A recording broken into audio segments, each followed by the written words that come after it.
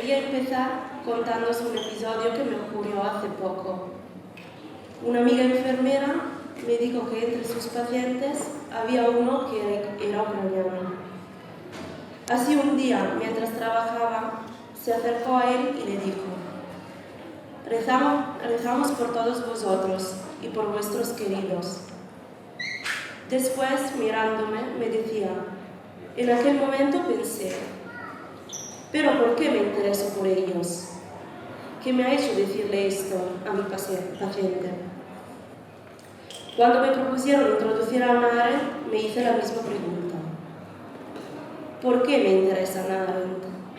¿Qué es lo que me hace decir que sí? He entendido que si uno tiene la urgencia de entender aquello que está ocurriendo hoy, en estos días, en este preciso momento, también el pensamiento de una autora como la Arendt diventa paradigmático. En el interior de su pensamiento, de hecho, hay un intento de volver a dar la dignidad a todo lo que se ve, se siente y se toca. Por lo que el realismo, es decir, la realidad tal y como se da, se convierte en el punto de partida de su pensamiento. Aceptar esto, o sea, el realismo como punto de partida, significa, usando palabras de Arendt, que ser fieles a la realidad de las cosas, en el bien y en el mal, implica un amor integral a la verdad y una gratitud total por el mismo hecho de haber nacido. Por lo que la gratitud por lo que sucede y por el amor a la verdad constituyen para la Arendt los fundamentos para un verdadero interés por la vida. Y podemos decir que esta posición es precisamente lo que ha permitido este encuentro. La importancia de centrar nuestra atención en esta autora particular no nace, por tanto, de la necesidad de demostrar cualquier cosa, sino que nace de la acogida y de querer hacer más nuestro, como invitación de la misma Hannah Arendt, aquello que se nos muestra a nosotros sin alterar el contenido. En la situación actual en la que nos encontramos, donde se favorece el privilegio de aquello que de alguna manera se encuentra alejado de nuestra cotidianidad, o incluso ideológico, como la guerra, la recuperación y la insistencia ontológica parecen constituir el punto clave para reasignar en el hombre una mirada maravillada de la experiencia, que también para la Arendt se perdió. Escribe: en la filosofía y en el pensamiento moderno, la duda ocupa la misma posición central que ocupó durante los pasados siglos, la maravilla por todo aquello que es por lo que es. Por esta razón, la Arendt ha querido sugerir una alternativa al rechazo de esta mirada maravillada que se ha insinuado en el hombre moderno, hasta conducirlo a la pérdida de sí mismo y de la realidad.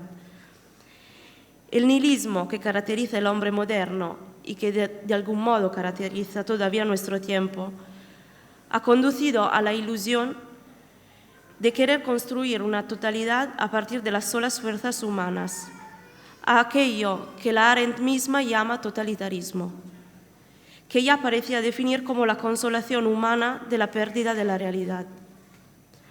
Frente a esta situación dramática en la que el hombre de hoy se encuentra todavía atascado, la Arendt nos sugiere el reconocimiento de aquello que es inmediato y concreto. Y parece que nos invitará a preguntarnos: ¿qué puede poner de nuevo en camino al hombre que dice que sí a la realidad, reconocida como dada y no a la pretensión que se tiene sobre ella?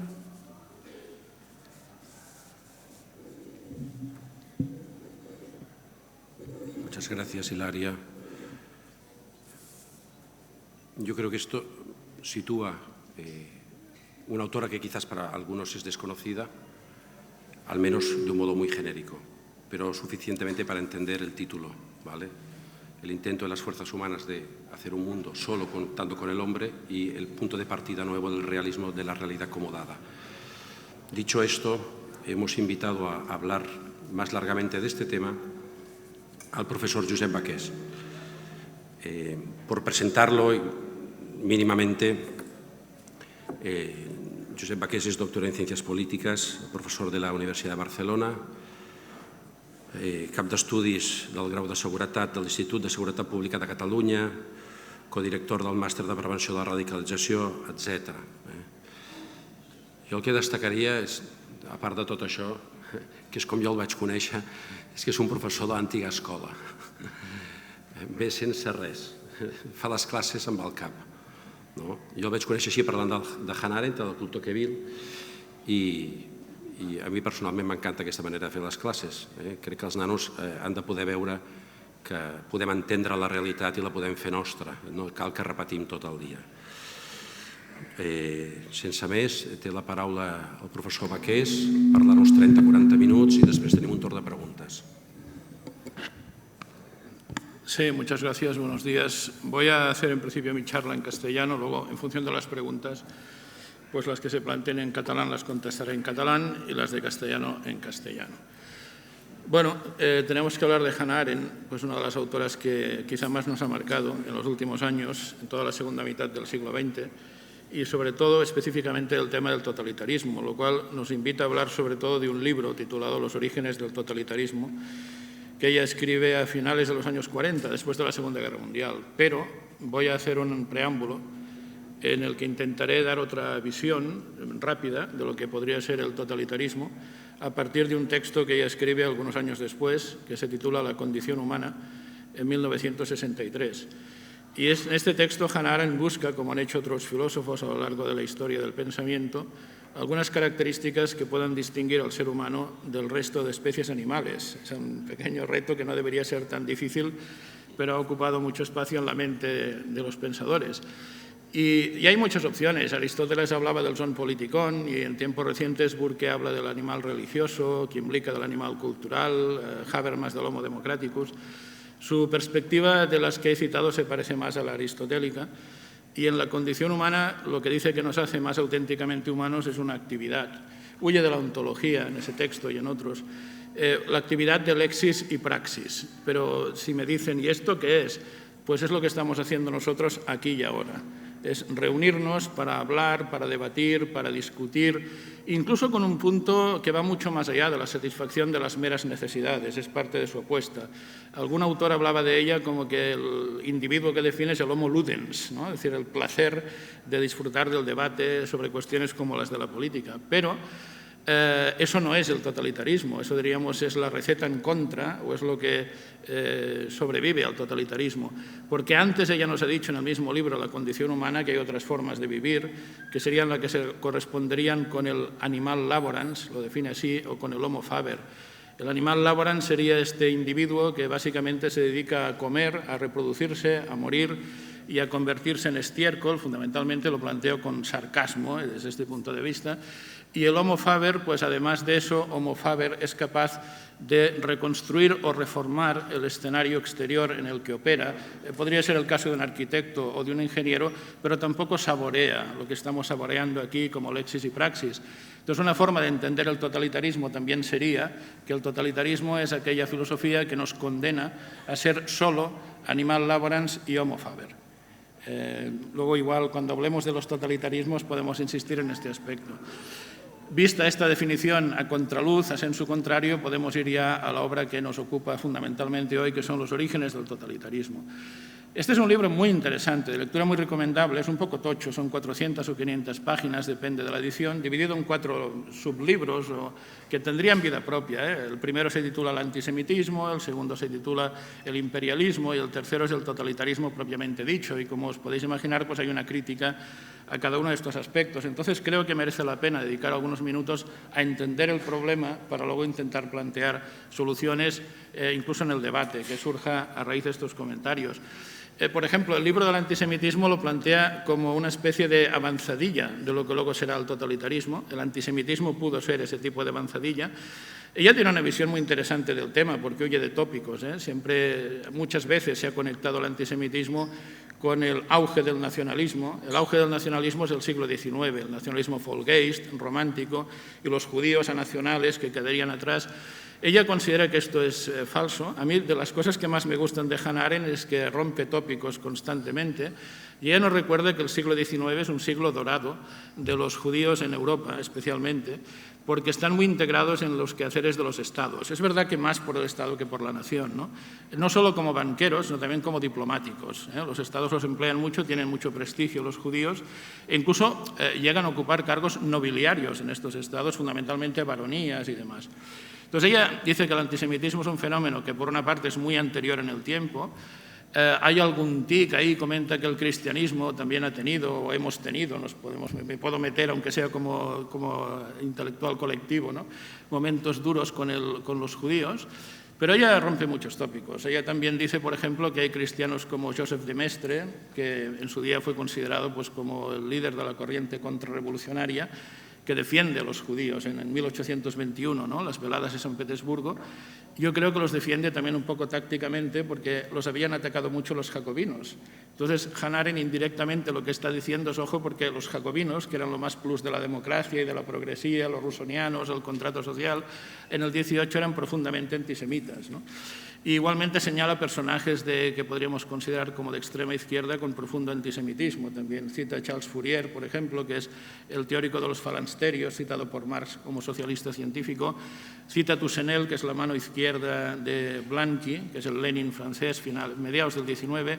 Cita a Paul Valéry, muchos intelectuales de izquierdas de finales de siglo. Entonces dice, hay un antisemitismo sociológico difuso que está ahí, pero el gran problema, y ahora ya voy a ir conectando con el tema que nos ocupa, el gran problema es que los judíos en el siglo XX, en los años 20 y 30, fueron incapaces de distinguir ese antisemitismo un poco más sociológico, difuso, del antisemitismo más ideológico, militante y destructivo del que hicieron gala los nazis.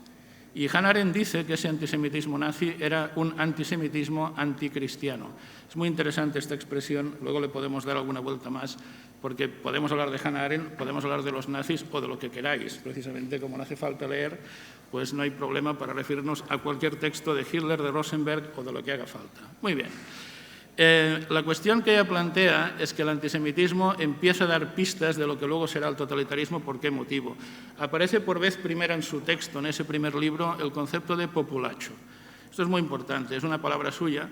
El populacho sería un conjunto de gente muy numerosa que no se identifica con una clase social en concreto. Ella dice literalmente, cito entre comillas, que son los residuos de todas las clases sociales. Esto tiene que ver con el momento en que aparece el populacho a finales del 19, porque venimos de una crisis económica muy importante, que es la de 1873. Si yo tuviera que hacer una recensión, una crítica académica al libro de Hannah Arendt, diría que es poco estructuralista y no habla tanto, muy poco de esta crisis. Pero lo que provoca esta crisis es que hay un desclasamiento. Es decir, hay gente de la burguesía que se proletariza, hay gente del proletariado que se convierte en lumpen proletariado. Entonces, el populacho es gente fundamentalmente escéptica por insatisfecha. Y será el origen de lo que luego nos dará pie al totalitarismo poco a poco. Es decir, sin una antropología favorable es muy difícil o casi imposible que el totalitarismo pueda llegar a prosperar. Entonces, la cuestión es que este populacho necesita, comenta Hannah Arendt, recetas muy rápidas y muy fáciles para resolver el problema que tienen planteado. Necesitan también, a poder ser, algún tipo de chivo expiatorio. Ella habla de solidaridad negativa en algún concepto, en algún momento, muy interesante. Y, por supuesto, es gente que tiende a la violencia. Entonces, los judíos fueron la receta perfecta para alinear al populacho en la Europa de muy a finales del siglo XIX, como anticipo de lo que vendrá después. Y ella comenta muy alarmada lo que sucedió con los debates relativos al caso o escándalo Dreyfus, que es un oficial del ejército francés de origen judío que es acusado de espionaje, que es condenado, que luego será indultado, pero por otros motivos que tienen que ver con presiones internacionales, y comenta cosas muy interesantes. Yo seré, como siempre me gusta ser, políticamente incorrecto y moderadamente provocativo, porque ella no emplea la palabra que yo diré ahora, pero lo que se practica a finales del XIX es la famosa cultura de la cancelación, pero los que cancelaban eran los antisemitas. Entonces, a finales del siglo XIX se vio un profesor universitario en Francia que se atrevía a defender a Dreyfus, le vetaban sus clases. Y imaginaos cómo eran los estudiantes universitarios de Francia de finales del XIX. Lo del hijo del obrero a la universidad, vamos, ni de broma. Gente de buena familia, digamos entre comillas, ya nos entendemos, reventando clases físicamente cuando alguien se atrevía a defender a Dreyfus. Por tanto, la necesidad del populacho por recetas demasiado fáciles, o diríamos demagógicas, el chivo expiatorio y la violencia aparecen descaradamente a partir ya de aquellos primeros momentos, ¿no? El antisemitismo queda ahí, digamos, en stand-by en ese capítulo, luego lo recupera en la parte del totalitarismo y haremos algunas referencias también al libro 2, que es el libro del imperialismo, para entender cómo transición hacia el totalitarismo que nos aporta. El imperialismo es una fase de la economía, en el fondo al final mundial, por su propia definición de exportación de la crisis, que también viene derivado de esta crisis económica del año 1873, a la que no le da toda la importancia que merece. Y el imperialismo sería el resultado de una crisis de sobreproducción que tuvimos en Occidente. En esto están de acuerdo los economistas liberales y los economistas marxistas. Cuando estos dos se ponen de acuerdo es que no hay más, es lo que hay. ¿Qué es una crisis de sobreproducción? No éramos capaces de colocar el producto en nuestro propio mercado, por tanto la solución es exportamos el problema, nos vamos al extrarradio, a la periferia del sistema económico mundial. Entonces resulta que un señor que está en el paro en Liverpool puede ser un capataz en Kenia, por tanto tema resuelto. Además en Liverpool se muere de hambre, en Kenia puede tener capacidad adquisitiva. Otra parte de lo que es sobreproducido y no puedo vender, se lo vendo directamente a la élite de Kenia y resolvemos la crisis económica. Eso es un hecho, esto fue así. Claro, ¿qué ocurre? ¿Cómo ligamos con el tema anterior? Que ella dice, ¿qué pasa con el populacho en el imperialismo? Que aplaude con las orejas el populacho. Es decir, claro, es que aquí siempre tenemos la tendencia a ver las cosas como esto es una conspiración de la élite económica mundial y pobre pueblo machacado. Bueno, el pueblo machacado será el de Kenia, en todo en parte y con muchos matices, que no quiero entrar en eso. También sacaron cosas en positivo, también aprendieron inglés, etcétera, etcétera, que está muy bien, pero la cuestión que plantea Hannah Arendt es que el populacho no se manifiesta en contra del imperialismo. Es parte del beneficio, es parte del negocio. Hay gente que dice, hombre, es que en esa época la gente no se manifestaba, pero ¿qué me estás contando? Si hay teóricos de la huelga revolucionaria, Sorel, que son de esa época, las había, las querían exprimir más, y por ejemplo el movimiento cartista de las mujeres sufragistas, hacía décadas que se manifestaban en las calles cuando algo no les gustaba. Pero el populacho no se manifiesta contra el imperialismo porque es un beneficiario neto del imperialismo. Es más, el imperialismo vuelve a ser otra típica receta demasiado fácil para resolver un problema complejo con un chivo expiatorio que está en otro continente y con un amplio ejercicio de la violencia, que son características que luego se trasladan al propio totalitarismo. Por tanto, es una transición hacia. Pero hay algo más, que es que si os fijáis, a ver, ya adelanto, alguno igual lo sabe, pero los dos grandes casos de totalitarismo que Hannah Arendt trabaja son el estalinista y el nazi. Y lo digo así porque ella entiende que ni Lenin ni Mussolini llegan a ser plenamente totalitarios, el estalinista y el nazi. Pero cuando hablamos de estos totalitarismos, hablamos de ellos en un contexto de gente, digámoslo así, blanca. Entonces cuesta más difícil de ver cuando todos son blancos, ¿no? Entonces cuesta menos de ver cuando unos son blancos y otros son negros, que es lo que pasaba en el imperialismo. Pero ella plantea que el imperialismo es el ensayo general para luego plantear el totalitarismo en el continente europeo. Entendamos a la Rusia blanca también, lógicamente, como epicentro de aquello. Y en todo caso, lo que dará pie de la transición del imperialismo al totalitarismo son dos pannacionalismos, que es algo más que nacionalismos. El prefijo tiene todo el sentido. El pangermanismo, que aparece ya con Fichte a principios del XIX, que se formaliza con Bismarck, pero Bismarck, por ejemplo, no era especialmente antisemita a finales del XIX y que luego se transforma en nazismo, y el paneslavismo, que empieza con los zares y que luego se transformará con Stalin pues, en una especie de nacionalismo soviético, porque siempre digo que es muy curioso que Stalin solo tenga un libro que merezca la pena más o menos leer, que se titula La cuestión nacional, pero no era marxista este señor, pero no eran antinacionalistas los marxistas, la cuestión nacional. Hay un paneslavismo evidente en la obra de Stalin. Bueno, por tanto, Hannah Arendt nos marca el camino de que lo que nos va a llevar directamente al totalitarismo. Entonces, ya como me queda muy tranquilo porque he establecido las premisas del argumento fundamental de Hannah Arendt, podemos hablar del totalitarismo con toda paz y tranquilidad, incluso rebajando un poco el ritmo de la exposición, aunque entiendo que se ha entendido todo la mar de bien. El totalitarismo como tal. He dicho dos experiencias claras según Hannah Arendt, el régimen estalinista y el régimen nazi, pero la pregunta sería ¿cómo es posible? Y luego sería ¿en qué consiste? Entonces, ¿cómo es posible? Pues como os decía, detrás hay una antropología. Hay un individuo que está especialmente preparado para asumir las premisas del totalitarismo, incluso dócilmente, incluso dúctilmente. Pero ella plantea una transición del populacho del que ya hemos hablado a un concepto de individuo todavía más problemático, que es el hombre masa. Es el hombre masa. Entonces, ¿cuál es la diferencia entre el populacho y el hombre masa? ¿Qué es lo que podía ir peor respecto del populacho? El populacho, al fin y al cabo, tenía todavía algunos anclajes en la sociedad civil. El populacho tenía referentes que podían ser un sindicato, que podían ser un partido político, que podían ser cualquier otro de los cuerpos intermedios, aunque ella no emplee este lenguaje, de los que nos hablara Montesquieu, de los que nos hablara Tocqueville. Tenía algo a lo que agarrarse. El populacho era un náufrago, pero al menos tenía un flotador, o al menos tenía un madero en medio del océano. Lo que ocurre con el hombre masa es que es un individuo que ha perdido ya todo referente en la sociedad civil.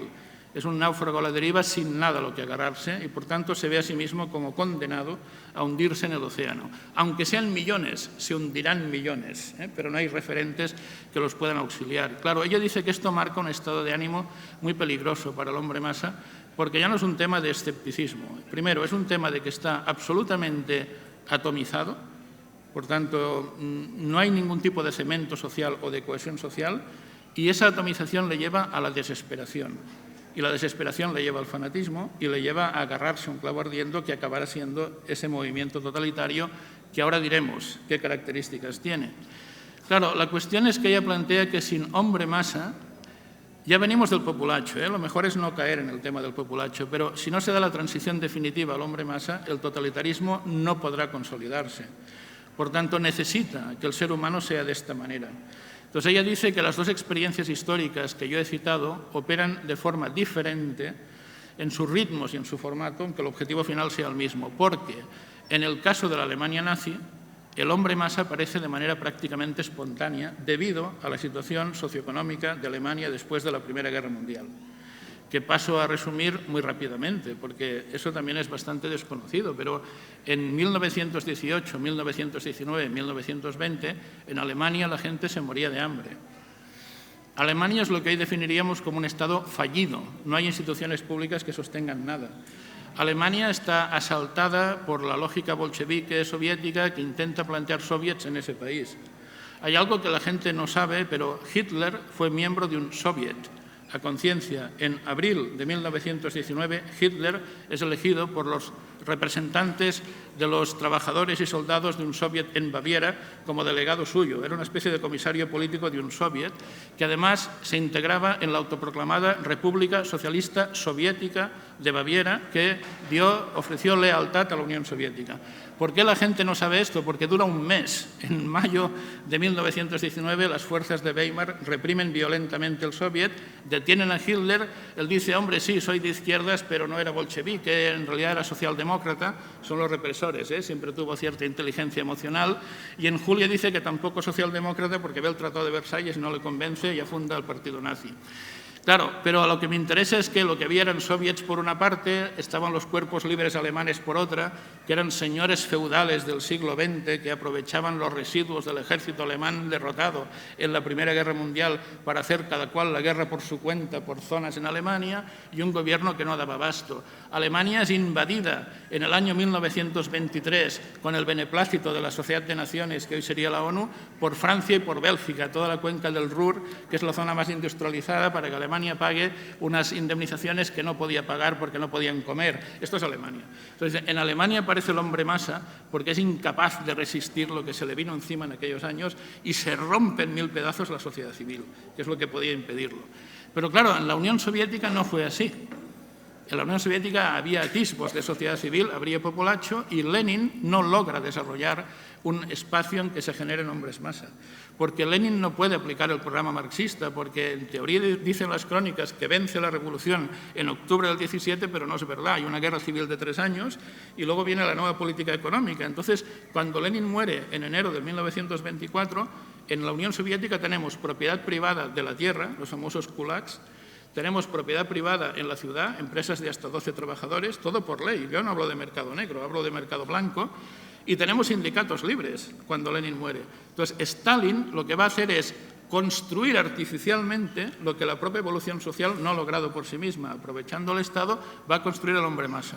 Y Stalin construye el hombre masa cargándose a los kulaks a partir de 1929, cargándose a la propiedad privada de la ciudad y cargándose a los sindicatos libres y dejando lo que la propia Hannah Arendt define como modelo estajanovista, que sería prácticamente de esclavización de los propios obreros. Por tanto, el hecho es que yo puedo encontrarme con el hombre masa o puedo forzar la caracterización del hombre como hombre masa a través de políticas públicas. Pero necesito que eso sea así, necesito cargarme a la sociedad civil, necesito atomizar a ese individuo, desesperarlo para que el totalitarismo sea un hecho. Este es el modus operandi, este es el cómo del totalitarismo. Pero ¿qué es el totalitarismo al final? Lo más interesante de Hannah Arendt, de nuevo, es lo contraintuitivo, porque lo que nos comentaban en el cole los profesores del totalitarismo, los pocos que lo comentaban, es que el totalitarismo es la apología del Estado. Falso, radicalmente falso, según Hannah Arendt. El totalitarismo es lo otro del Estado, es la oposición más grande que nunca se haya planteado al Estado. Interesante, ¿no? Merece la pena dedicarle 5 minutos. Pero es que en el caso soviético es de cajón. Es lo que dice Marx. La dictadura del proletariado, según Marx, es una fase de transición para llegar a la sociedad ideal, según Marx, que es el comunismo. Y el comunismo es, por definición, una sociedad sin propiedad privada, sin clases sociales y, por lo tanto, sin Estado, porque el papel que tenía, según Marx, es el de ser un instrumento de la clase dominante. Si no hay clases, no hay Estado, y muere por inanición el Estado. Por tanto, ¿cómo puede sorprender lo que nos dice Hannah Arendt si estaba escrito por Marx 70 años antes? El caso nazi puede ser un caso más difícil de entender, pero se entenderá rápidamente a partir de los ejemplos que plantearé. Entonces, ¿los nazis estaban contra el Estado? Absolutamente. Pero es difícil de entender, entendámoslo. Hitler gobierna hasta 1945, pero no se toma ni la molestia de derogar la Constitución de Weimar de 1919. El Estado es la Constitución de Weimar de 1919. No la deroga, pero no le hace ni caso a la Constitución de Weimar de 1919. Alemania opera al margen de ella, por eso está contra el Estado. Entonces, ¿por qué quiere la Constitución de Weimar del año 19 y sus estructuras jurídico-administrativas? Hannah Arendt dice, para negociar, para hablar, para discutir con otros estados que sí lo son, si no, no se entenderían. Es el terreno de juego común. Pongamos otro ejemplo para entenderlo si cabe mejor. Las SS no son una policía estatal, son una policía de partido. Son los paramilitares del partido nazi.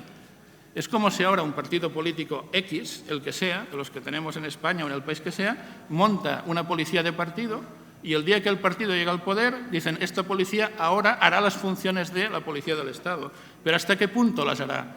Hannah Arendt comenta cómo hay un ministro del Interior alemán en plena Segunda Guerra Mundial que protesta por carta ante Hitler y le dice, Führer, es que Himmler, el líder de las SS, manda más que yo. Yo soy el ministro del Interior, pero es la misma lógica que la Constitución de Weimar del 19. Lo importante es lo que pasa por ahí al lado. Claro que las SS mandan más. Es una policía de partido y al final es un ejército de partido, pero mandan más que la estructura del Estado. Es la forma que tienen de cargarse el Estado. Y expondré un ejemplo que puede operar por metáfora, pero tiene que ver con la religión. Rosenberg, que es el ideólogo, Hitler no tenía muchas luces, Rosenberg tenía algunas más. Rosenberg escribe El mito del siglo XX, Hitler reconoce que es el intelectual que más le influye, y Rosenberg, respecto del tema religioso, claro, luego ya podríamos hablar largo y tendido, nazismo y cristianismo y demás, es espectacular. Entonces, claro, Rosenberg dice, voy a conformarme que los 4 evangelios sigan operativos, pero el proyecto nazi es crear un quinto evangelio, que hubiera sido un evangelio nazi.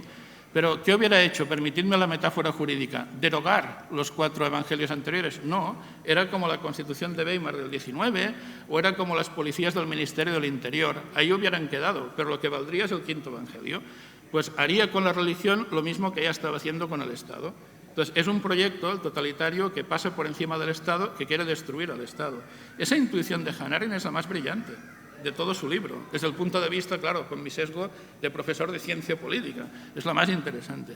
Entonces, vamos a la parte final de mi charla, que sería lo más básico, porque ahora ya hemos visto lo más punzante. Lo más básico, pero que está bien recordarlo, es, bueno, y todo esto, al final, el totalitarismo, ¿qué características tiene en su aplicación cotidiana? Señala muchas, pero voy a apuntar las básicas. Dice, bueno, que opera como una sociedad secreta. ¿Qué significa una sociedad secreta? Pues que no admite ningún tipo de discrepancia. Claro, ella es una defensora, hemos dicho, de lexis y praxis, ¿no? Imagínate, ¿no?, de esto, del debate, de lo que puede salir de la discusión. Y esto es muy interesante porque hay otros grandes teóricos del totalitarismo que no son Hannah Arendt del siglo XX, como podría ser Juan Linz entre los españoles, o también Giovanni Sartori entre los italianos, cuando habla de sus modelos de partidos, sistemas de partidos. Y todos ellos insisten mucho en que los regímenes que no llegan a ser totalitarios, aunque a veces lo intenten, porque Mussolini lo intenta pero no puede, en gran medida no puede gracias a la Iglesia, por cierto. También lo intenta Lenin, pero por las circunstancias no puede. Claro, estos intentan llegar a un esquema de carácter totalitario, pero se quedan claramente a mitad de camino, ¿no? Entonces, la característica que tienen, según Linz y Sartori, es que son sistemas semipluralistas. No son tan pluralistas como los liberal-democráticos, pero hay discrepancias de pareceres, digamos, importantes dentro de esos colectivos que mandan en esos países. En el totalitarismo es imposible. Segunda característica importante del totalitarismo es el ejercicio del terror. Pero claro, no solo es el terror visible, físico, es decir, las SS eliminando físicamente a las SA, ambos grupos paramilitares del partido nazi. Los juicios de Moscú, años 30 mediados, Stalin eliminando toda la oposición, que unos porque son trotskistas, los otros simplemente son militares de carrera, pero generan en él un halo de sospecha. Pero igual lo más importante no es esto. Es el terror de cada día. Estos sistemas son sistemas muy neuróticos, entonces se basan mucho en la delación, en fomentar las delaciones. Pero ¿cuál es el problema? ¿Quién te va a delatar? ¿Quién me va a delatar a mí? Uno que no conozco de nada. Me va a delatar mi vecino, me va a delatar mi hermano, me va a delatar mi padre. ¿Y por qué se delatan? Se delatan a veces por lo más, podría ser absurdo, pero no, para el ser humano, para promocionarse, pero a veces para sobrevivir. Digamos, entonces fomenta esto también el totalitarismo. Y luego también el aparato propagandístico que tienen, porque la idea del totalitarismo, y fijaos que le pega mucho a la palabra en sí, totalitarismo, es intentar abarcarlo todo de tal manera que la gente no vea alternativas posibles, no vea espacio, no vea oxígeno para las alternativas. El ejemplo que ella pone es el nombre mismo del Partido Nacional Socialista Obrero Alemán, que es el nombre del partido nazi. ¿Qué está insinuando este nombre? Lo tenían muy cuidado. Oiga, ¿usted es nacionalista? Sí, pues aquí tiene su partido. ¿Usted es socialista? Sí, pues aquí tiene su partido. Lo digo porque la combinación de nacionalismo y socialismo, que hoy parece muy clara entre la juventud, históricamente no se sostiene, eran conceptos antitéticos. Los nazis son de los primeros en que logran unir ambos conceptos. Yo siempre digo, lo que no entra en el Partido Nacional Socialista Obrero Alemán, por ejemplo, serían los liberales, no hay manera de que entren, pero ¿a cuántos millones de personas han movilizado los liberales en la calle? Es prácticamente un oxímoron, es casi imposible por su propia forma de entender la política. Por tanto, esa es la idea un poco de, si necesitáis respirar, yo tengo el monopolio de las bolsas de oxígeno y fuera no hay nada. Bueno, al final el totalitarismo en los diferentes países en los que se ha aplicado, pues logra, digamos, un escenario en el cual impide que los demás podamos pensar y hacer política y plantear alternativas. Esta sería la parte fundamental de la charla, pero voy a anticipar algo para terminar y dejar pie al debate. A anticipar algo de lo que sería un poco el lema, ¿no?, de la reunión que se volverá a empezar. Y eso sí, permitidme que sea ligeramente pesimista, pero ligeramente, o sea, realista. Es decir, vamos a volver a empezar, pero nadie dijo que fuera fácil. En un contexto de totalitarismo es complicado. Bueno, de hecho, lo fundamental sería que cuando uno ve los primeros síntomas de esas fases precedentes que yo he mencionado, del totalitarismo, y los primeros síntomas de que el populacho parece que se adueña del escenario, es más interesante plantar batalla en ese momento que cuando el totalitarismo está muy arraigado, porque la reflexión que planteo es que, si os fijáis, los regímenes totalitarios a los que hace referencia Hannah Arendt, ¿cómo fueron derrotados? El de la Alemania nazi pues fue derrotado después de la Segunda Guerra Mundial, que es una hecatombe. Pero pensad que los alemanes luchan hasta la última gota de su sangre para defender al Führer. Se mezclan cosas diferentes cuando los chavalotes nazis o alemanes de 14 años, ¿no?, porque me cuesta creer que a los 14 uno puede ser muy nazi o cualquier otra cosa, daban su vida por defender Berlín. Había otros argumentos. El Radio Makuto funcionaba, sabían perfectamente que las tropas soviéticas violarían a sus hermanas, a sus madres o a sus hijas, los del Volkssturm, e igual daban su vida por ello. O sea, no querían verlo y preferían morir por una buena causa antes que ver eso. Pero también había mucho fanatismo, es decir, no es fácil derrotar al totalitarismo cuando ha hecho su trabajo. Y en el caso de la Unión Soviética, ojo, porque hubo una gran crisis económica también que les afecta a ellos fundamentalmente a finales de los años 80, bueno, se hunde económicamente, la corrupción, la insostenibilidad del modelo y demás, pero no es derrotada a través de una derrota militar y hay residuos. Yo creo que ahora no podemos hablar de Rusia como totalitarismo, yo lo veo más como autoritarismo, pero hay residuos soviéticos en Rusia.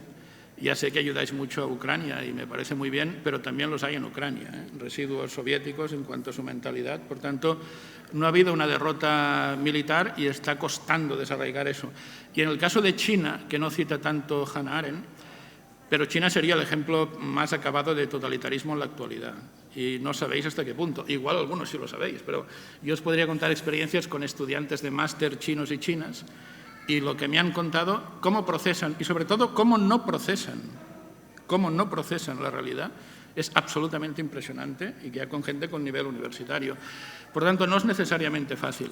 Entonces, para terminar y para que entre todos busquemos soluciones, ¿no?, para plantear un poco el debate, yo siempre decía, cuando era más joven, sigo pensando que seré joven hasta el día que me muera, ¿no?, pero más joven, siempre decía cuando iba al instituto esa frase que los profes de instituto habréis oído alguna vez de vuestros alumnos, ¿no?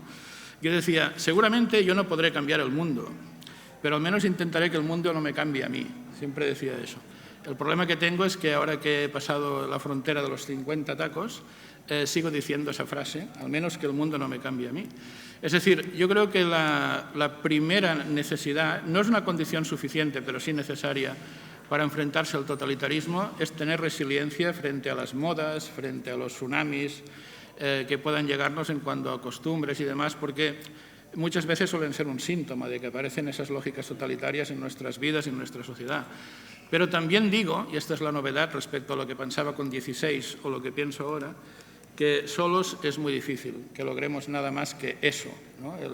El atrincherarnos, el impedir que el mundo nos cambie, pero solos no podremos cambiar el mundo. Entonces, y con esto termino, ¿no?, con esta reflexión, que es que sería, si Hannah Arendt nos había comentado en su momento que el totalitarismo se basa en eliminar la sociedad civil, en atomizarnos, pues si los totalitarios quieren eso, sabemos perfectamente que lo que hay que hacer para no caer en ese problema es revitalizar la sociedad civil, no concederles esa arma y, por tanto, evitar nuestra atomización, buscar apoyos en aquellos que piensan como uno mismo y que son capaces de ofrecer resistencia a esos tsunamis sociales, sociológicos y a esas modas que seguramente no traen nada especialmente bueno. Y nada más, por mi parte he intentado ceñirme al tiempo para que haya margen para el debate. Gracias por la atención.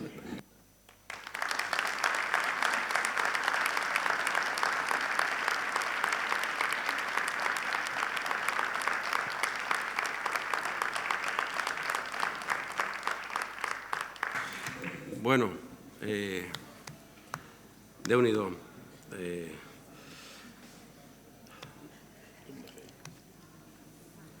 Tenemos un espacio para preguntas. Yo creo que a pesar de la cantidad de datos históricos que siempre aporta Josep Baqués, las líneas de fondo se entienden bien, ¿vale? Por tanto, tenéis el público la posibilidad de preguntar, tenéis que salir a... no, ahora al final hay micro, ¿vale? Podéis levantar la mano y al fondo hay una ya del amigo Marc, 2, 3, bueno, 4... Bueno, calma, chicos. Vale. Sí. Gracias, Josep. A ver, creo que estaréis de acuerdo conmigo que soy como un torbellino, así que voy a intentar esclarecer con una frase lo que he entendido y si no es así me lo dices y propongo una pregunta, ¿vale? Tú hablabas de que se requiere una cierta antropología para que el totalitarismo suceda. Eso empezó con el populacho, pero ya has explicado profusamente el tema del estalinismo al nazismo. Pero en nuestros días, yo creo entender de tus palabras que sigue ahí. Has mencionado China, pero bueno, yo no vivo en China, yo vivo aquí, y si bien no, evidentemente no es la misma situación, sí que veo ciertos paralelismos, ¿no? Es decir, tú hablabas de la sociedad secreta, que no admite la discrepancia. Todos hemos visto y vivido el COVID y lo estamos viviendo. Vemos lo que ha pasado, es decir, en ciertas cosas no hay discrepancia, incluso cuando no hay base científica. Vemos los partidos políticos donde el que se mueve no sale en la foto, es decir, parece que no hay nada, es decir, izquierdas, derechas, se ha perdido cualquier referencia, ¿no?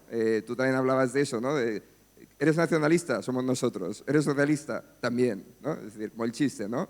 ¿Qué queréis, el caos o nosotros? El caos también somos nosotros, ¿no? Entonces, yo quería ver si puedes profundizar un poco más en nuestra situación actual y los riesgos de atomización que también has mencionado. O sea, vamos a una sociedad donde Facebook pasa a ser Meta, una sociedad de meetings por team. Hablabas de que nos tenemos que encontrar para generar una sociedad civil y, sin embargo, todo parece apuntar a un mundo post-COVID donde se fomenta precisamente el individuo esté en casa viendo Netflix, viviendo en Meta, incluso trabajando desde el ordenador sin interrelación, ¿no? Entonces, no sé si tú ahí ves a nivel… también has hablado de que el totalitarismo es estar fuera del Estado, ir contra el Estado. No sé si ya estamos a un nivel supranacional, internacional, de otros intereses, llámalo World Economic Forum, llámalo lo que sea, que va en esa dirección. No lo sé, si puedes ahondar en eso. Gracias. Gracias. Sí, claro. Bueno, no lo he comentado porque hablaba de Hannah Arendt, pero la lógica del debate es hablar de la proyección de Hannah Arendt a la actualidad. Entonces, igual hay conceptos que ahora están más de moda, no tanto cuando ella escribía, pero que podrían contribuir a iniciar la respuesta a tu pregunta. Y el concepto clave sería el populismo, por ejemplo. Los populismos hoy en día, por su propia elaboración teórica, que se basan mucho, según Laclau, que es uno de sus teóricos, en los significantes vacíos, en emplear conceptos como libertad, igualdad, democracia, justicia, pero sin apenas definirlos, de manera que cada cual pueda adaptar esos conceptos a lo que más le conviene, pues están contribuyendo a esta misma lógica. Los defensores del populismo defienden precisamente que se trata de un intento de amalgamar una sociedad que ellos ya detectan que está muy descoyuntada y que necesita algo de cemento social para unirse. Por tanto, yo creo que la versión soft de los totalitarismos en la actualidad pasaría seguramente por los populismos, y que los populismos necesitan ese tipo de personajes a los que también hacía referencia Hannah Arendt para poder ser fructíferos incluso a nivel electoral. Y eso creo que es lo que pasa y pasará en Occidente. Ligándolo con otros temas que tú has planteado, a ver, la gran crisis económica, pero al final también cultural, a la económica ya he hecho referencia, de finales del siglo XIX, también tiene que ver con un momento muy delicado en el cual las sociedades occidentales se adaptan al sufragio universal, al menos al sufragio universal masculino, pero en una época en que la mayor parte de la gente es analfabeta en el sentido estricto de la palabra. Entonces ahí surgen muchas dudas. Hay autores como John Stuart Mill, por ejemplo, que plantean debates en torno a un sistema de voto plural, es decir, que vote todo el mundo, con matices que ahora no explicaré, pero que vote todo el mundo, pero no puede valer lo mismo el voto de todos y cada uno de los que votan, porque no puede valer lo mismo el voto de un filósofo de la política que el voto de un obrero que apenas sabe leer y escribir, entonces los pondera. Te lo digo porque yo veo también cierta similitud con lo que está pasando ahora, con las nuevas tecnologías. Todo el mundo tiene información de todo, información. El gran problema no es la información, el gran problema es la formación, que te permite gestionar lo anterior. Y estamos en una época también de cierto vértigo por parte de unos y otros. Lo que pasa es que algunos pues, optan por pescar en río revuelto. Desde el punto de vista político, pues es el juego tal como está planteado. Pero asusta el que todo el mundo pueda opinar, en que en las redes sociales todas las opiniones valen lo mismo, de hecho las más graciosas valen más, con menos palabras igual también porque son más claras, y puedes tener un impacto tremendo. Por no hablar de tecnologías, como los ejércitos de bots y demás, que pueden ampliar quizá las opiniones menos fundadas y más polémicas. Entonces yo creo que hay un vértigo muy similar al que existió 100 años antes. ¿Esto es preocupante? A mí me preocupa, porque esta es la situación que 100 años antes dio pie a los totalitarismos. Por tanto, 100 años después puede dar pie a los populismos.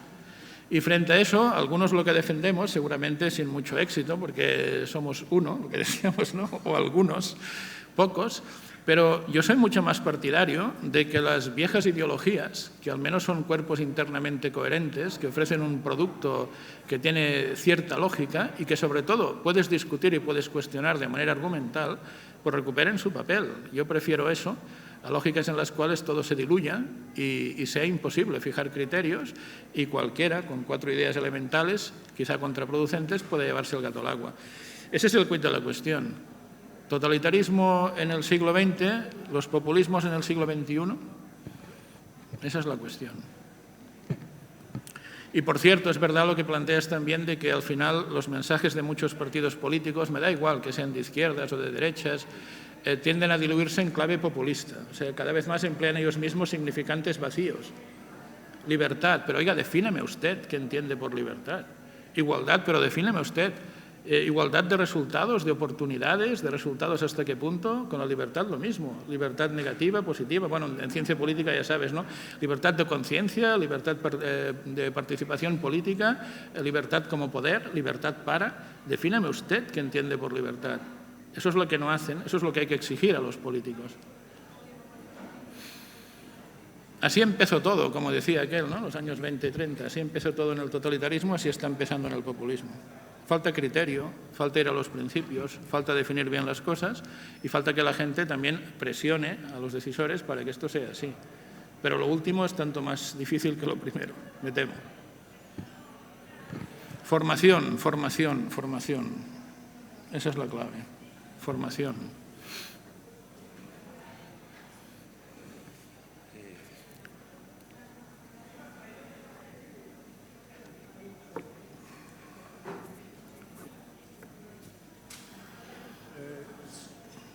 Si sente? Sì. Sono italiano, scusatemi. Lei traduce. Ho letto un libro di Hannah Arendt, Between the Past and the Future. Acércate el micro. He leído un libro de Hannah Arendt que se titula Entre el pasado y el futuro.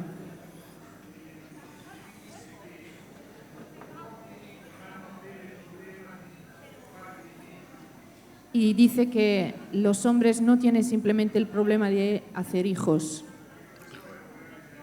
Este es un problema de los animales.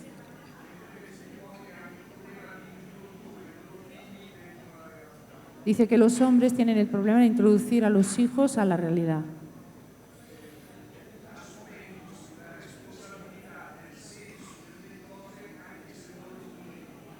Tomándose la responsabilidad del sentido de las cosas, aunque no lo compartan.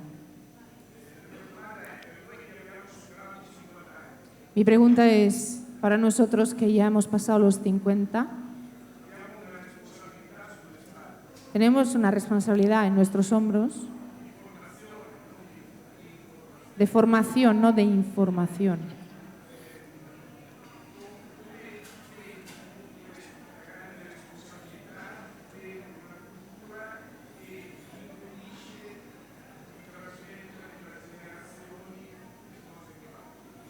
¿Tú cómo ves la situación en la que vivimos dentro de una cultura que impide la comunicación de lo que vale entre generaciones? Sí. Pues este texto hace referencia a lo mismo que he comentado en los primeros minutos de mi intervención, cuando hacía alusión a la condición humana. Ese libro del año 63 es exactamente el mismo planteamiento. El animal laborans, decíamos, se limita a comer, a reproducirse, a morir y a convertirse en estiércol. El animal laborans. El totalitarismo nos querría ver reducidos a eso. Cuando Hannah Arendt critica al marxismo, no critica solo el socialismo real, critica el comunismo ideal, porque el comunismo ideal nos llevaría a esa situación. No habría nadie con quien discutir de nada que merezca la pena. ¿Cómo hay que hacer para ganar esa batalla? Ciertamente, la transmisión de valores tradicionales es lo que se está intentando frenar, en una lógica, yo diría, neoilustrada, pero en el sentido de la ilustración racionalista francesa. Dejaría de lado la escocesa, que era mucho más razonable en estos sentidos. Y el problema es que esto se está trasladando al sistema educativo. Aquí tenemos gente, o mucha gente, sois parte del sistema educativo. Entonces, el mejor lugar para combatir eso es claramente el sistema educativo, y el mejor lugar para combatir eso es el sistema educativo antes de llegar a la universidad. A mí los alumnos a la universidad me llegan ya bastante trabajaditos. Evidentemente, para mí es un ejercicio muy divertido, el estar en clase, discutir con ellos, yo me lo paso en grande. El ver cómo argumentas algo y empiezan a sudar sin moverse de la silla o se ponen nerviosos y alguno incluso sale del aula muy educadamente, básicamente porque tiene que ser evaluado, claro. Pero yo creo que el reto principal está hacerlo en niveles educativos más básicos, tener claro, muy claro el proyecto educativo y fomentar estas lógicas argumentativas que nada tienen que ver con las modas, una vez más, de nuestro tiempo, ¿no? Entonces es fundamental y la responsabilidad la tenemos los que hemos superado esa barrera de los 50 años, pero claro, es lo de siempre. Si tenemos una posición en el sistema educativo lo tenemos mucho más fácil. Si carecemos de esa posición, pues solo podemos influir a nuestros sobrinos, ¿no? Pero el que los tenga, a sus hijos. Pero la batalla hay que plantearla claramente en la formación de los jóvenes, porque los condicionantes que reciban a ciertas edades luego son muy difíciles de revertir, ¿eh? Es muy complicado. Lo que os decía de un totalitarismo en marcha, un totalitarismo que haya generado ya sus frutos, o hay grandes debacles o es muy complicado lograr grandes victorias sobre eso. Entonces, tiene toda la razón Harán en ese aspecto y es una lección que podemos compartir con ella. Sí, hola. Siento romper un poco el tono pesimista. Mi pregunta va a ser un poquito optimista, ¿vale? ¿Qué mecanismos conoces que ya existan, ¿no?, que ayuden en esta lucha contra el totalitarismo? Porque, por ejemplo, en este último tiempo hemos visto cómo Internet, por ejemplo, y la criptomoneda se ha podido usar para cuando Trudeau en Canadá quería cargarse anticonstitucionalmente lo que estaban haciendo los camioneros. Internet y las criptomonedas han sido clave para hacérselo casi imposible y su capital político ha muerto. Trudeau va a caer, ¿no?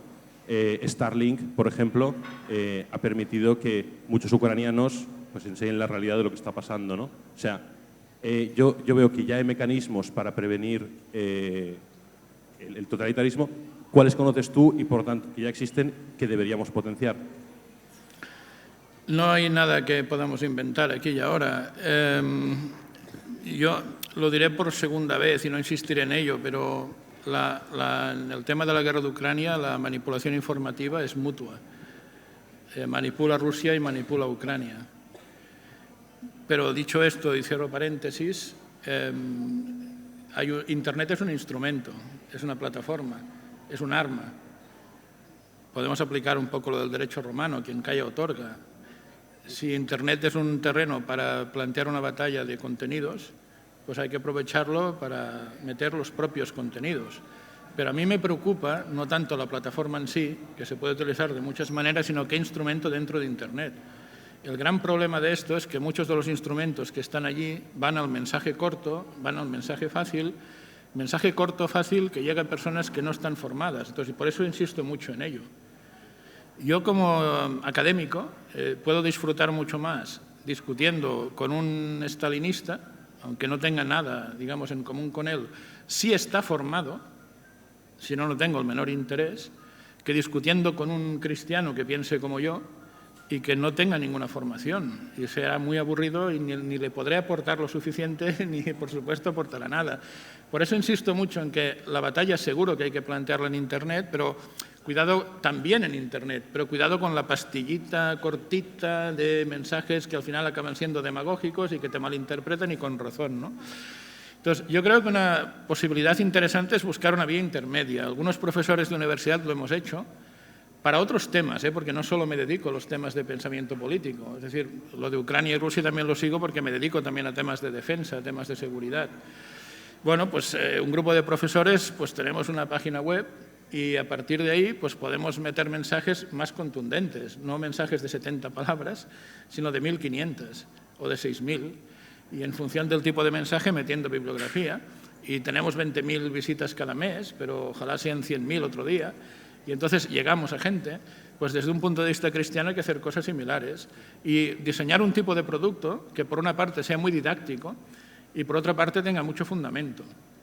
Que creo que el reto es este. El reto que tenemos planteado en una sociedad como la que tenemos en el siglo XXI, que está muy secularizada, es explicar de otra manera los mismos principios de siempre.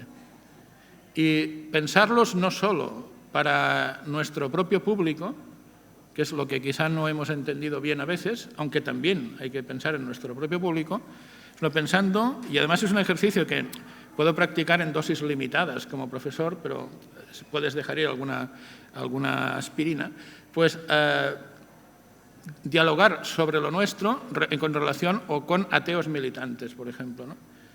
Eso es divertidísimo. Pero, claro, tienes que tener un nivel de discurso que sea el adecuado. Mira, te contaré un secreto a voces. Hay comunistas del siglo XXI, que son los últimos mohicanos del comunismo en materia económica, que en materia moral son, sin embargo, conservadores por otros motivos, Zizek y compañía, pero Zizek, que es un ateo militante, cuando le plantean, ¿y usted qué haría cuando un cristiano quiere abrir la boca, un obispo? Diría, yo ponerle un micrófono para que hable, el ateo militante. Pero claro, el ateo militante lo que dice es que, hombre, que el cristiano no venga diciendo que esto es así porque lo dice San Mateo. Les dice que el cristiano me diga que esto es así, que me dé sus razones o argumentos. Yo acepto ese reto. Yo agarro el guante. Yo creo que puedo defenderlo de siempre, pero llevándolo a un terreno de una línea argumental que sea perfecto, un terreno de juego que pueda compartir incluso con él. Entonces, ¿tiene que ser todo un debate socrático constante? No, caramba, pero yo buscaría ese tipo de plataformas que puedan estar en la red, que puedan llegar a mucha gente, para divulgar lo de siempre, pero para pensar en el ateo de hoy, en el agnóstico de hoy, en el más rebotado de hoy, defendiendo lo que hay que defender. Y además, que el que ya piensa en lógica cristiana pueda tenerlo también como un refuerzo para su propio argumentario. Y luego, en fase 2, pues ya se puede ir a la batallita de los tuits de 70 palabras. Pero en fase 2, es que si empezamos por esa batallita estamos perdidos también. Entonces yo creo que Internet aporta muchos recursos que son perfectamente aprovechables. No es cuestión de que te gusten o no, es cuestión de que están allí, otro los aprovecha, si abandonas el terreno de juego estás perdido. Por tanto, hay que utilizar ese mismo terreno de juego. Eso es fundamental. Pero luego la base de todo esto, porque esto sería empezar la casa por el tejado, es que ciertamente existan proyectos educativos que tengan los criterios claros y que tengas ahí élites y núcleos duros que sean capaces de defenderlos de todas las maneras posibles y luego de generar esos contenidos en esas páginas web, digamos. Entonces es una batalla dialéctica en el sentido que le encantaría a Hannah Arendt de lexis y praxis, porque cuando ella habla de lexis y praxis, de hablar, de escribir, de vernos, de discutir, habla del ágora. Ya, pero el ágora del siglo XXI tiene 7.000 millones de habitantes y es ya el ciberespacio, es la red. No ha cambiado nada, solo las dimensiones del ágora. Entonces, eso puede ser aprovechado en positivo. Debe ser aprovechado en positivo. Lo único que no se puede hacer seguramente es cruzarse de brazos o la receta más básica, que es condición de posibilidad pero no suficiente, que al menos esta oleada de nuevas modas y tal, al menos no rendirme ante ello, ya, pero los que han podido tener esta capacidad de resiliencia pueden dar el paso adicional, yo creo que sí. Este es el tema. Entonces, contenidos de siempre con lenguaje de hoy para llegar a gente de la que de otra manera no conseguiremos llegar de otra forma. Però és una oportunitat que no se pot perdre. Fem una última pregunta. Sí. Una última pregunta. Jo el que veig és que puc parlar en català, no? I tant, per favor. Sí. Vale. Jo el que veig... Jo vaig néixer l'any 40. L'any 40 havia acabat la Guerra Mundial, no, la Guerra Espanyola, sí. Després va haver la Guerra Mundial, doncs ja tot l'exemple de Arendt, que és impressionant, que ell defensa el seu poble jueu, insisteix en les seves idees i obre a la societat. Llavors, nosaltres el que vam veure és que Europa es va obrir amb Schumann, tot el grup que van fer, que era un grup cristià, era un grup bàsicament petit i cristià, i van obrir, van introduir el cristianisme dintre de la societat i no van anar contra el poble jueu, en absolut, en absolut, perquè anaven junts, perquè érem oberts, no érem tancats. Ara, a la meva generació, jo vaig tenir ofertes polítiques importantíssimes, que no vaig seguir, no hi soc polític, però vaig tenir ofertes molt importants i altres companys meus van tenir ofertes molt importants i han tingut càrrecs molt importants. Jo he viscut això. He viscut gent que ha sigut cap de govern i cap de les comissions europees, o sigui, molt important. I eren persones com jo, més intel·ligents que jo, però eren persones com jo.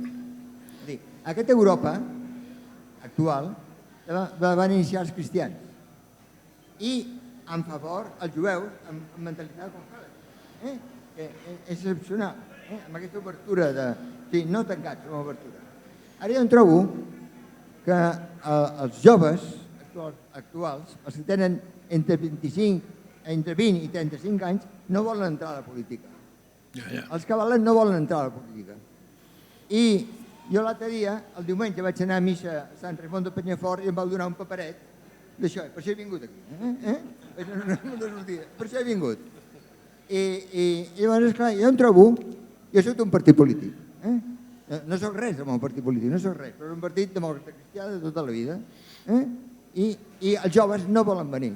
I els que venen xoquen amb la direcció, perquè defensen els seus criteris. I la direcció, ho dic així, de manera molt simple, no és tot... Llavors aquests agafen la direcció, com que fer pactes entre partits i coses, no volen que s'involucrin idees o que de cara a la premsa o Twitter o que poden molestar.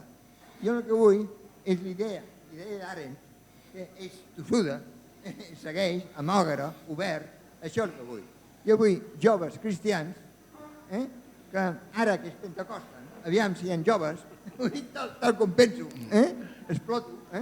exploto jo, joves cristians que s'ajuntin i siguin contraris a el que toqui, siguin autèntics, perquè els únics autèntics són els de Podemos o els de Vox, que diuen el que volen i a més insultant a la gent. Jo donaré un exemple molt puntual. Jo era del Barça. Jo era del Barça, ara no ho soc, perquè ja soc gran, però era del Barça. I vaig anar a una assemblea en la qual teníem d'enrunar la samarreta del Barça. Com que soc invàlid, em van posar amb un creuer i em va tocar enrunar. Vaig tocar enrunar el primer que m'ha enrunat la samarreta. Jo vaig dir, Qatar, no pot anar a Qatar. Per falta de tot el que vosaltres penseu, ho vaig dir, no? A continuació van anar enrunant la gent i tothom contra Qatar. Tot plegat van treure la samarreta de Qatar. Què estem fent ara? Espanya està tractant amb Qatar i donen les medalles. És un desordre total de principi. Ningú diu res. No sé si ningú diu res. Veieu això? Nosaltres tenim de dir, això no. Com a cristians, això no es pot acceptar. Quina solució? Busquem una solució, però hi ha coses que tenen de ser rematadament. El meu partit no crec que vagi dir res. Ni diràs res. Gràcies, moltes gràcies. Josep, tens un minut per contestar. Un minut, molt ràpid. Jo no em dedico a la política com a polític. Jo ni tan sols tinc carnet de partit polític i no el vull tenir. Quan jo dic que hem de pensar en la política, no penso en la política de partits. Els partits són necessaris, però no es fa molta política als partits, perquè els polítics no en saben de política. Per tant, si un cristià es vol formar en política, ha d'estudiar ciències polítiques o ha d'estudiar filosofia. No gaires més coses diferents, una d'aquestes. I un dels problemes que jo m'he trobat en aquests últims anys, dècades, en el món cristià, és que, evidentment no diré noms ni llocs, però orientació a joves que acaben el batxillerat, orientació cristiana a joves que acaben el batxillerat, opcions per estudiar medicina, enginyeria, economia, al final de tot dret ja deu ser pecat quasi, polítiques ni parlar-ne, així ens va, és culpa nostra. I el que en sap de política és el politòleg, és el filòsof, no el polític. Vostè ha dit una cosa molt raonable i molt certa. Els millors estudiants que jo tinc no es volen dedicar a la política, però algú s'hi dedica. Si els millors no s'hi volen dedicar, 3 punts suspensius. Per tant, formació cristiana i formació política. Les dues coses. Amb una sola ja no anem enlloc. Amb l'altra sola, tampoc. Aquesta és la reflexió en la que acabo. I per tant, l'exis i praxis vol formació, no només cristiana, també política. Però si som al·lèrgics a l'Estat i som al·lèrgics a la política, tenim el que ens mereixem i estem perduts. Moltes gràcies.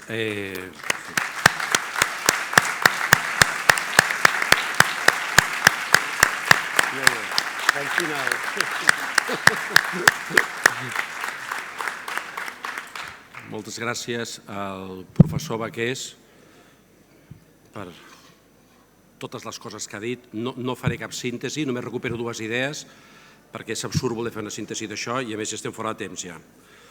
M'ha vingut a la memòria molt, quan ha dit al final de tot, explicar i transmetre els mateixos principis d'una manera nova. El primer que m'ha vingut al cap és Don Giussani.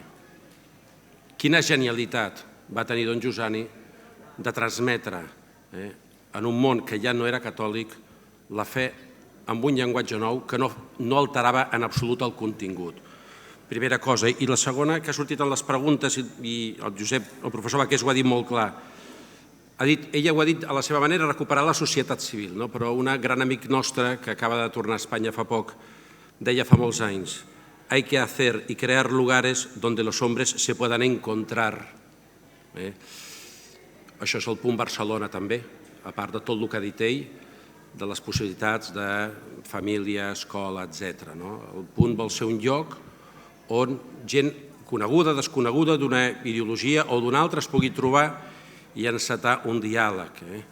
I tant de bo els millors facin un pas al front per formar-se més.